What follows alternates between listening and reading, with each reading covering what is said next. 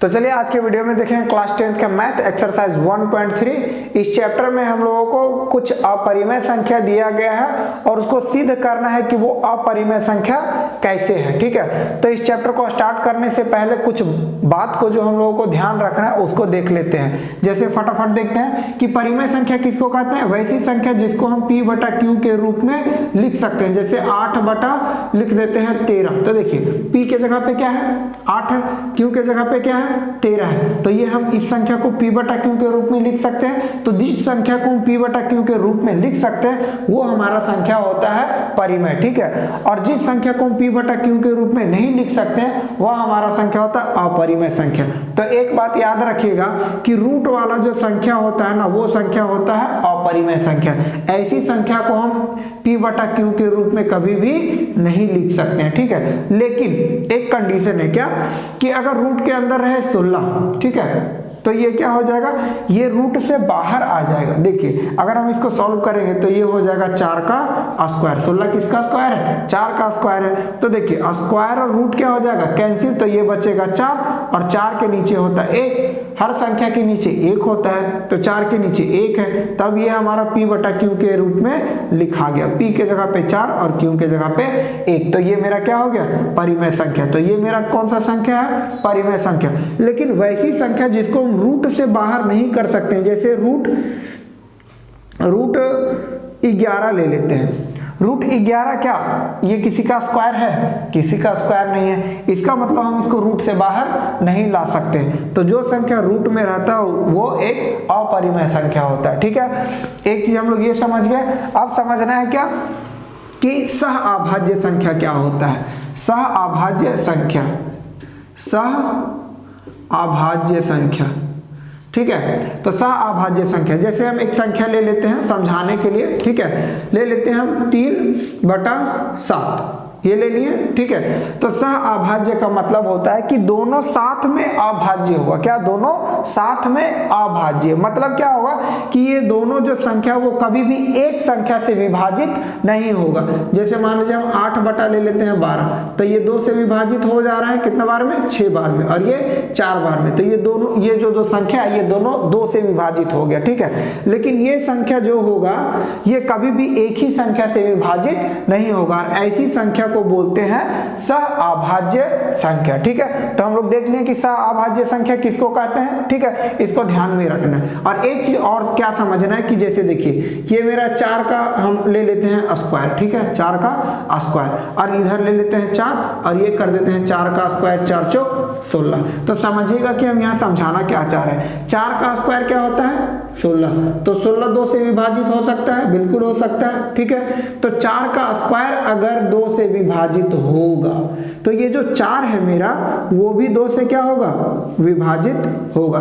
मतलब मेरा कहने का मतलब क्या है कि अगर कोई संख्या जैसे 4 का स्क्वायर 2 से विभाजित है तो ये जो 4 होगा ना वो भी 2 से विभाजित होगा। यानी किसी संख्या का स्क्वायर जैसे 8 का स्क्वायर, तो 8 का स्क्वायर क्या होता है 64, तो ये जो मेरा 8 है ना, ये 8, तो 8 का जब स्क्वायर 8 से विभाजित हो जाएगा तो ये जो 8 है ये भी 8 से विभाजित हो जाएगा। ठीक है, तो ये दो चीज को ध्यान रखना है। ठीक है, कि सह अभाज्य संख्या किसको कहते हैं, और ये वाला कि अगर किसी संख्या का स्क्वायर किसी संख्या से विभाजित होता है तो वह भी संख्या उस संख्या से विभाजित हो जाएगा। ठीक है, चलिए अब हम लोग आते हैं क्वेश्चन पे। ठीक है, देखिए सबसे पहले हम लोग इसमें मान लेंगे, क्या मानेंगे कि ये मेरा क्या है √5 अपरिमेय संख्या है, ये हमको सिद्ध करना है। तो ये √5 तो अपरिमेय संख्या है ही, क्योंकि हम इसको रूट से बाहर नहीं ला सकते हैं। ठीक है, तो ये मेरा अपरिमेय संख्या तो है ही, लेकिन इसको सिद्ध करना है कि ये अपरिमेय संख्या है। तो सबसे पहले उल्टा कर देंगे। उल्टा क्या करेंगे,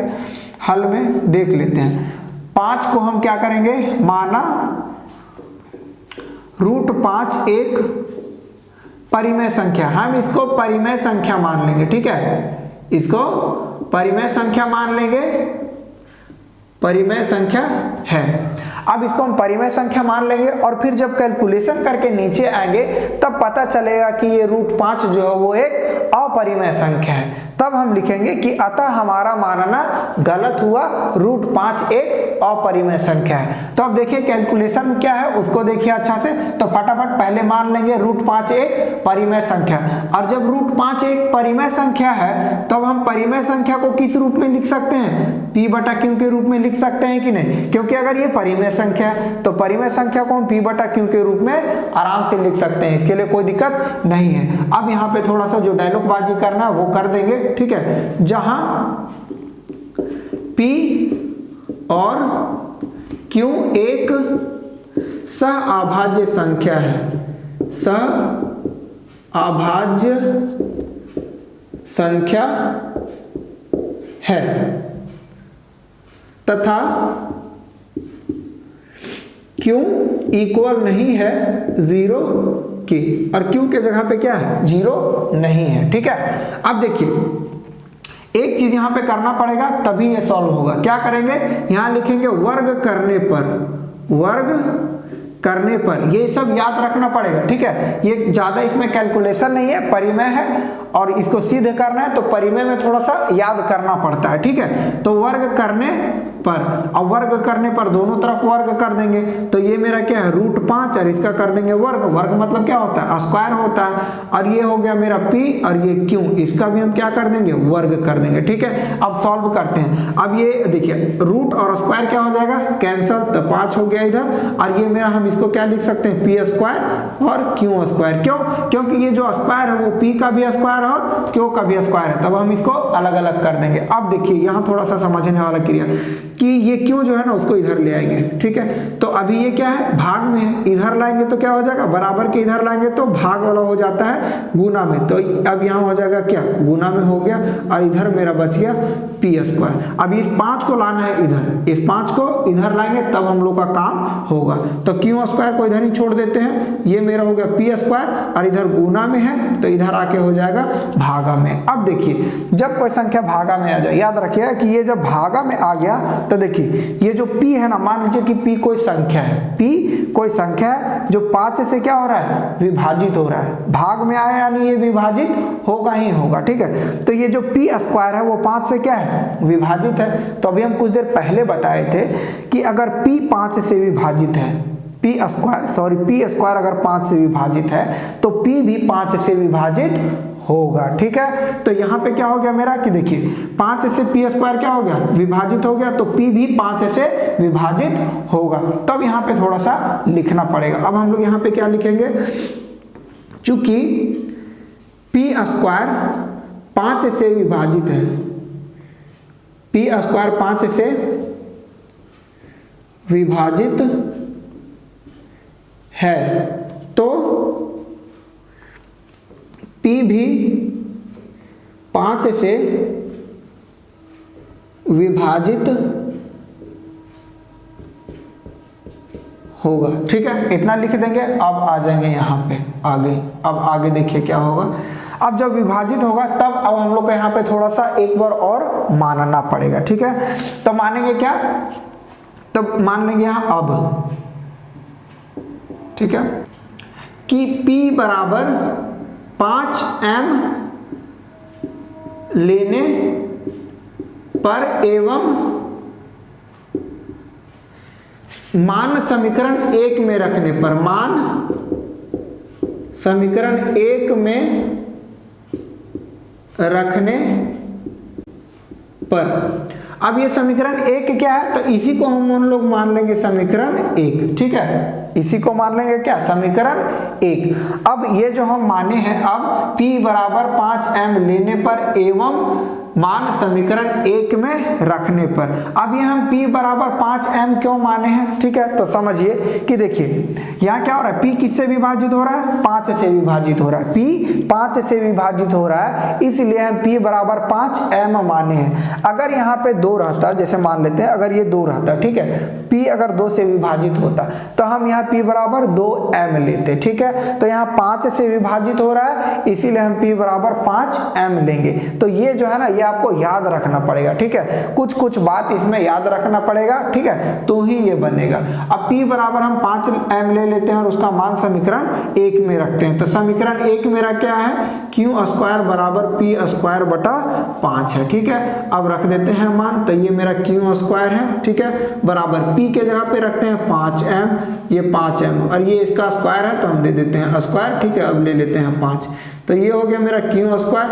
अब देखिए ये जो स्क्वायर वो m का भी है और 5 का भी है, दोनों का है, तो सॉल्व करेंगे तो 5 पचे 25 और m का स्क्वायर तो m का ही स्क्वायर रहेगा और ये मेरा हो गया 5 बट्टा में, तो ये कटेगा 5 पचे 25। अब कितना आ गया, q स्क्वायर बराबर 5m स्क्वायर। अब इस संख्या को हम लाएंगे q के साइड में, ठीक है, ये लाना ही पड़ेगा, ये याद रखना है ताकि हमारा क्वेश्चन बन सके, ठीक है। तो ये मेरा हो गया q स्क्वायर। अब ये क्या है, इधर यहाँ क्या है गुना में, तो इधर आके हो जाएगा ये भागा में और इधर मेरा क्या बच जाएगा 5m स्क्वायर। अब देखिए यहाँ पे समझने वाला बात है क्या कि देखिए ये जो p स्क्वायर है, ये जो p है वो 5 से विभाजित हो रहा है और यहाँ क्यों भी क्या हो रहा है 5 से विभाजित हो रहा है, बट्टा में इसका मतलब क्या होगा विभाजित होगा। तो 5 से अगर q स्क्वायर विभाजित है तो q भी 5 से क्या होगा विभाजित होगा।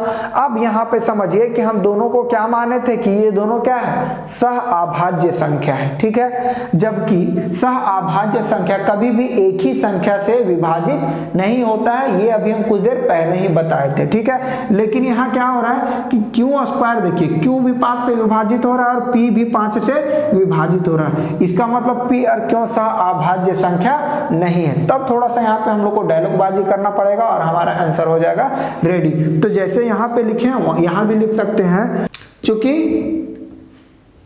q स्क्वायर 5 से विभाजित है तो q भी 5 से विभाजित होगा, 5 से विभाजित होगा।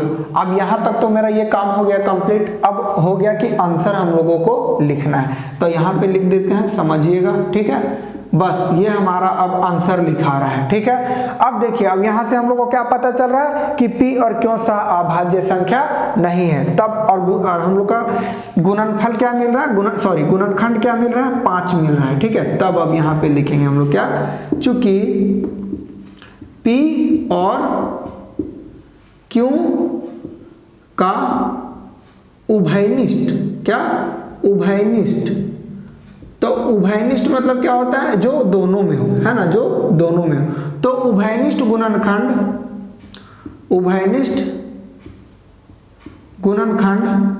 5 है, इसलिए p और q एक सह अभाज्य संख्या नहीं है, एक सह अभाज्य संख्या नहीं है। अब देखिए क्या हो गया कि p और q का उभयनिष्ठ गुणनखंड क्या है 5 है, तो p का भी उभयनिष्ठ गुणनखंड 5 है और q का भी, दोनों का 5 ही है, ठीक है। तब ये क्या हो गया मेरा कि ये उभयनिष्ठ गुणनखंड जब 5 है तो p और q एक सह अभाज्य संख्या नहीं है, और जब ये सह अभाज्य संख्या नहीं है अतः ये जो हम माने थे वो क्या हो गया गलत हो गया, क्योंकि यहाँ पे ये दोनों क्या है सह अभाज्य और यहाँ क्या हो जा रहा है दोनों का उभयनिष्ठ 5 आ जा रहा है गुणनखंड, तब यह मेरा सह अभाज्य संख्या नहीं है। अतः हमारी कल्पना गलत है, हमारी कल्पना गलत है, √5 एक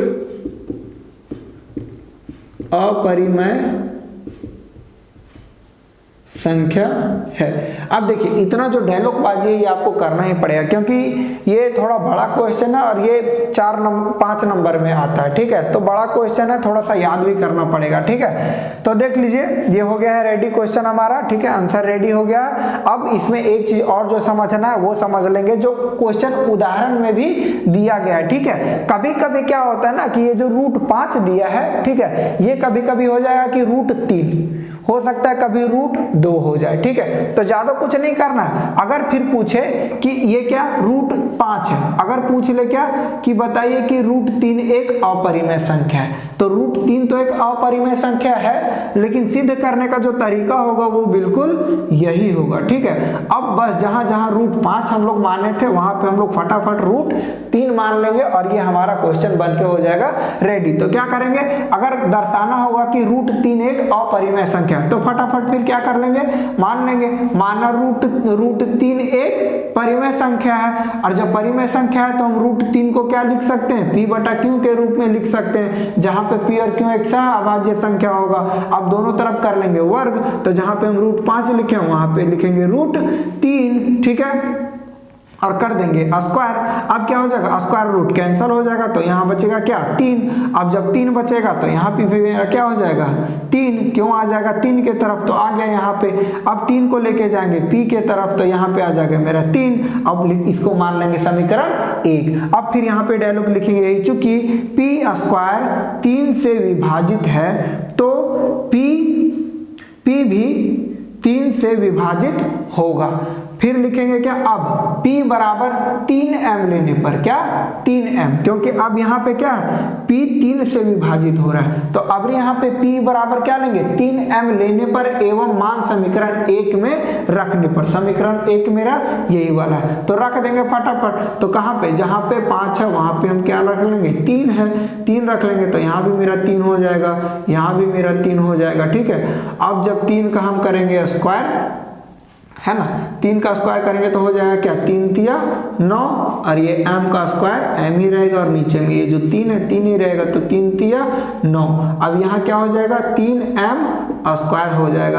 अब ये 3 को लेके आएंगे q के तरफ, तो यहाँ पे 3 हो जाएगा, ठीक है। अब यहाँ पे देखिए सेम कंडीशन, अगर p स्क्वायर 3 से विभाजित हो रहा है और यहाँ पे q स्क्वायर भी 3 से विभाजित हो रहा है, यानी दोनों का उभयनिष्ठ क्या हो गया, गुणनखंड 3 हो गया, यानी अब ये क्या हो गया सहअभाज्य संख्या नहीं है। तो फिर थोड़ा सा यहाँ पे वही डायलॉग लिख देंगे क्या, चूंकि q स्क्वायर 3 से विभाजित है तो q भी 3 से विभाजित होगा। बस फिर यहाँ क्वेश्चन पे आएगा फिर वही चीज लिख देंगे, चूंकि p और q का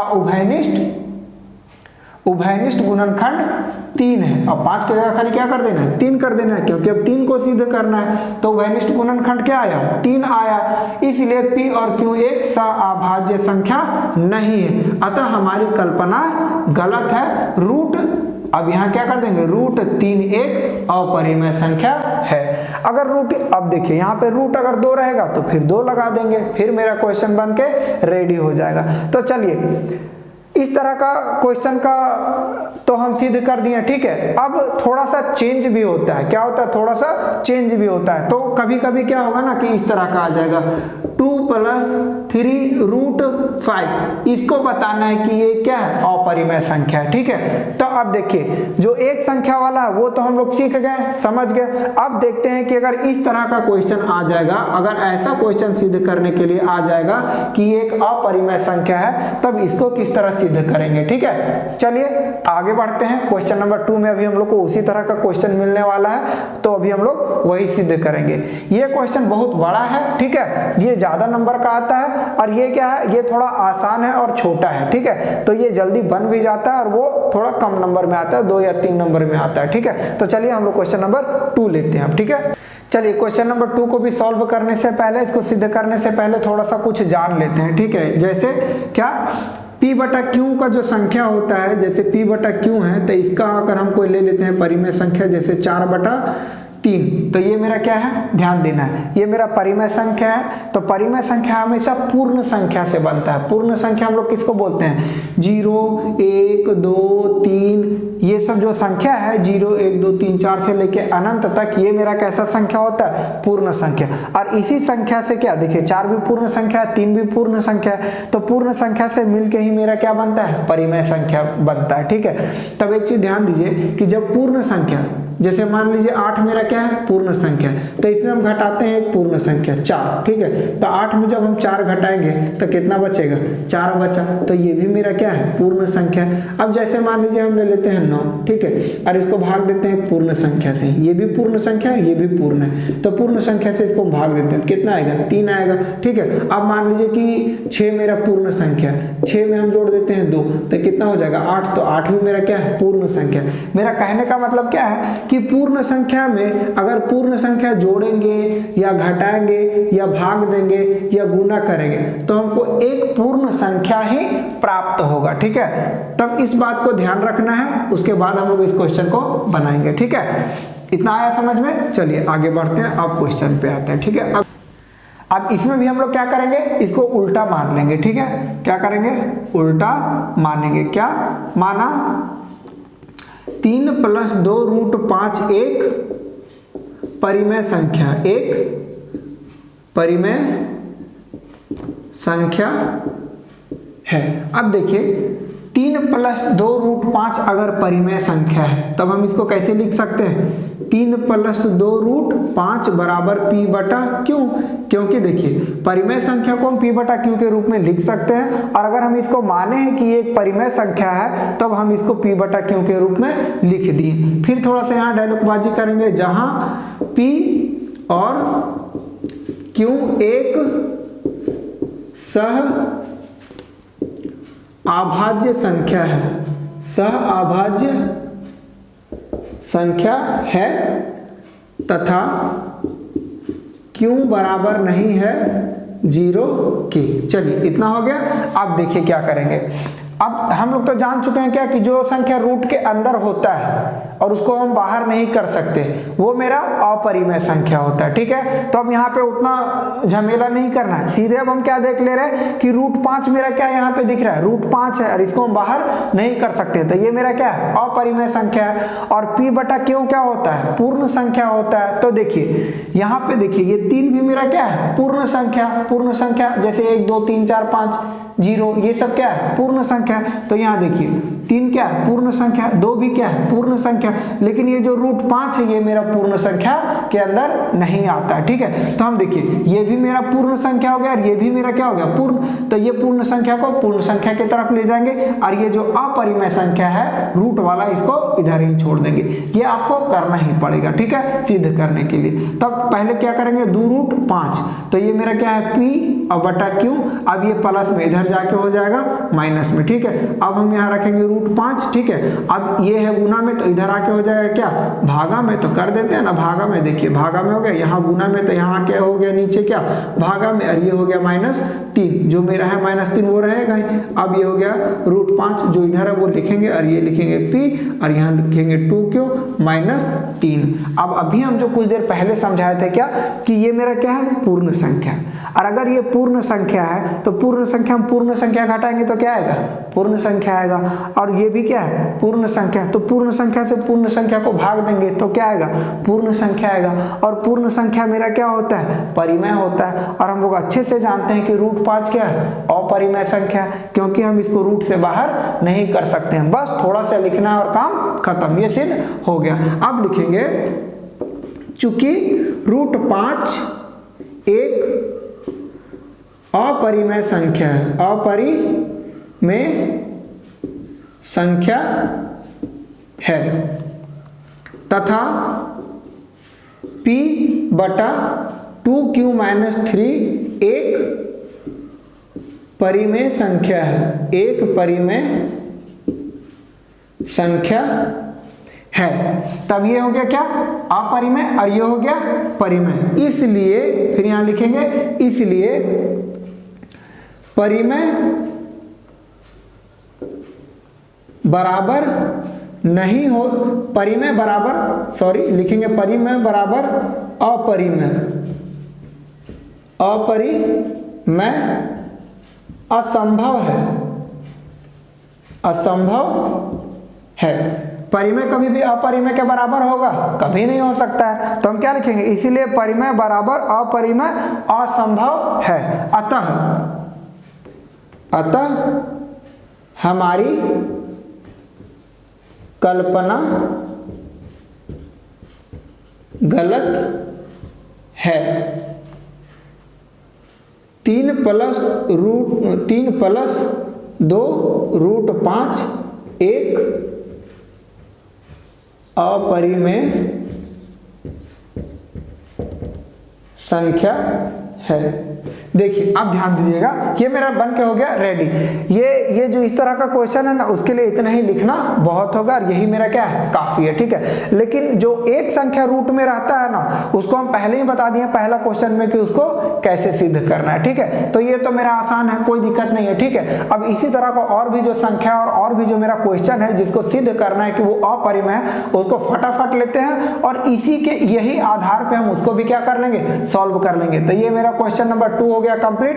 हम इसको ज्यादा मिटाएंगे नहीं, बस थोड़ा मॉडिफाई करेंगे और इसी से हम क्वेश्चन नंबर 3 भी बना लेंगे, ठीक है। तो चलिए देखते हैं क्वेश्चन नंबर 3 बनाते हैं। तो चलिए क्वेश्चन नंबर 3 का पहला ले लेते हैं। पहला में क्या करना है कि 1/√2 को सिद्ध करना है कि ये एक अपरिमेय संख्या है। तो पूरा मिटाने का जरूरत नहीं है, हम इसी से काम कर लेंगे। पूरा क्यों मिटा रहे हैं, जब सेम ही है क्वेश्चन और सेम ही आंसर देना है तो मिटाने का कोई जरूरत नहीं है। बस वही काम करेंगे, सिद्ध करना है। तो 1/√2 एक अपरिमेय संख्या है, तो इसको मान लेंगे क्या कि माना 1/√2 एक परिमेय संख्या है, ठीक है। अब जब ये परिमेय संख्या 1/√2, तब हम इसको कैसे लिख सकते हैं, थोड़ा सा ऊपर लिख देते हैं ताकि यहाँ पे लिखा जाए। तो देखिए जब ये परिमेय संख्या है तो हम इसको कैसे लिख सकते हैं, 1/√2 बराबर मेरा p बटा क्यों, क्योंकि जब ये परिमेय संख्या है तो इसको हम p बटा क्यों के रूप में लिख सकते हैं आराम से, कोई दिक्कत नहीं है, ठीक है। जहाँ पे p क्यों एक सहअभाज्य संख्या है, ये डायलॉग तो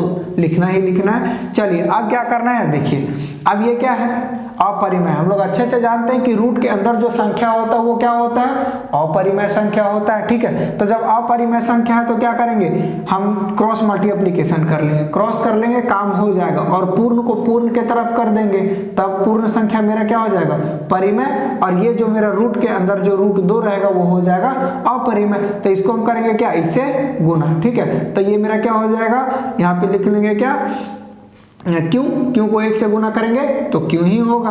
किसी भी संख्या को 1 से गुना करते हैं तो हमको वही संख्या मिलता है। तो क्यों को 1 से करेंगे तो क्यों मिल गया। अब p को √2 से करेंगे तो क्या हो जाएगा, √2p हो जाएगा, ठीक है। तो पूर्ण संख्या को पूर्ण संख्या की तरफ रखना है हमेशा, ठीक है। तो p मेरा क्यों क्या था, पूर्ण संख्या, p भी क्या है, पूर्ण संख्या, तो इसको ले आइए इधर। तो ये हो गया मेरा क्यों, और अभी यहाँ p क्या है, इसके साथ गुना में, तो यहाँ आके हो जाएगा ये भाग में, और ये इधर मेरा क्या हो गया, √2 मेरा इधर हो गया, ठीक है। अब देखिए ये मेरा क्या हो गया, ये मेरा परिमेय हो गया। परिमेय क्यों कि अब भले यहाँ पे क्या हो गया, q बटा p।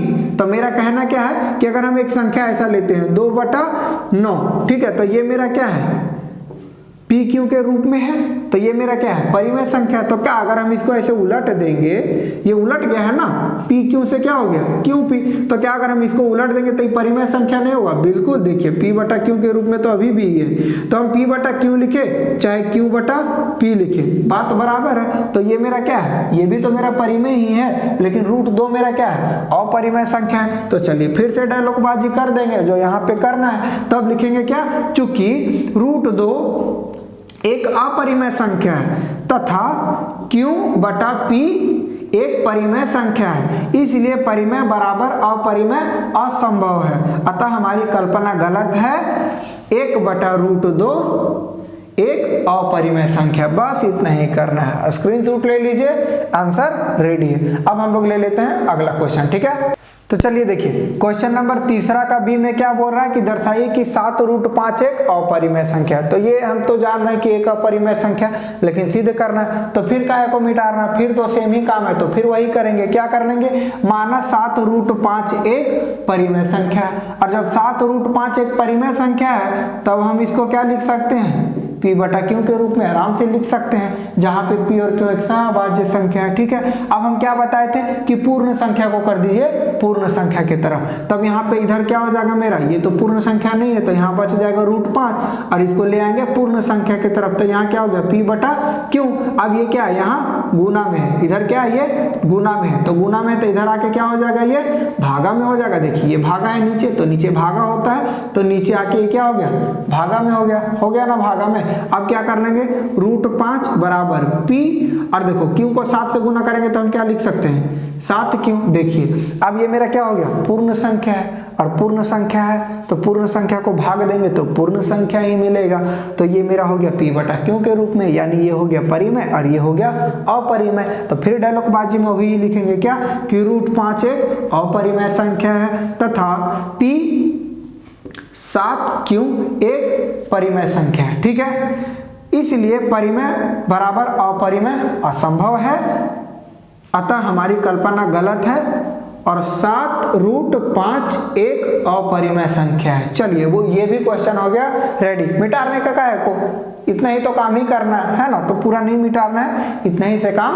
हो जाएगा। ठीक है, चलिए अब ले लेते हैं अगला क्वेश्चन। देखिए अगला क्वेश्चन क्या है। ठीक है, चलिए ये देखिए हमारा लास्ट क्वेश्चन है, क्वेश्चन नंबर 3 का सी नंबर है ये। ठीक है, सी नंबर क्वेश्चन नंबर 3 का, जिसमें क्या बोल रहा है कि 6 + √2 एक अपरिमेय संख्या है। तो देखिए रूट में है तो अपरिमेय तो है ही है, लेकिन सिद्ध करना है, बस वही वाला कंडीशन, वही वाला प्रक्रिया अपना देना है। माना 6 + √2 एक परिमेय संख्या, और जब परिमेय है तो हम इसको लिख सकते हैं, क्या लिख सकते हैं 6 + √2 बराबर p बटा q, क्योंकि ये परिमेय संख्या है तो परिमेय संख्या को p बटा q के रूप में लिख सकते हैं। फिर वही जहाँ p और q एक सहअभाज्य संख्या है। अब क्या बताए थे कि पूर्ण संख्या हमेशा पूर्ण संख्या की तरफ, तो ये मेरा क्या है √2 अपरिमेय संख्या है, यहीं पे रह जाएगा। ठीक है, बराबर मेरा p बटा q है। अब ये यहाँ क्या है देखिए ये प्लस में है, क्या है प्लस जोड़ में है, और यहाँ क्या है प्लस, तो प्लस जब बराबर के इधर जाता है तब हो जाता है माइनस। ठीक है, तब ये मेरा क्या हो गया पूर्ण संख्या, और पूर्ण संख्या हम पूर्ण संख्या घटाएंगे तो पूर्ण संख्या ही मिलेगा, बताए थे शुरू में ही। ठीक है, तो ये मेरा क्या हो जाएगा पूर्ण संख्या हो जाएगा, तो हो जाएगा परिमेय, और √2 तो अपरिमेय है ही, क्योंकि रूट के बाहर नहीं आ सकता है। ठीक है, तो बस फिर वही डायलॉगबाजी कर देना, हो गया काम। क्या लिखेंगे √2 एक अपरिमेय संख्या है। ठीक है, तथा p q - 6 एक परिमेय संख्या है, इसलिए परिमेय बराबर अपरिमेय असंभव है, अतः हमारी कल्पना गलत है। 6 + √2 एक अपरिमेय संख्या है। चलिए तो हमारा एक्सरसाइज 1.3 यहीं पे खत्म होता है। अगर वीडियो समझ में आया हो, अच्छा लगा हो, अगर आपके लिए हेल्पफुल हो तो वीडियो को लाइक कर दीजिएगा, और जो ज़रूरत जिसको हो स्कूल में या आपके दोस्तों को किसी को भी, तो आप उसको इस वीडियो को शेयर कर सकते हैं। ठीक है, तो चलिए हम लोग मिलते हैं अगले एक्सरसाइज में, एक्सरसाइज 1.4 के साथ। ठीक है, तब तक के लिए जय हिंद।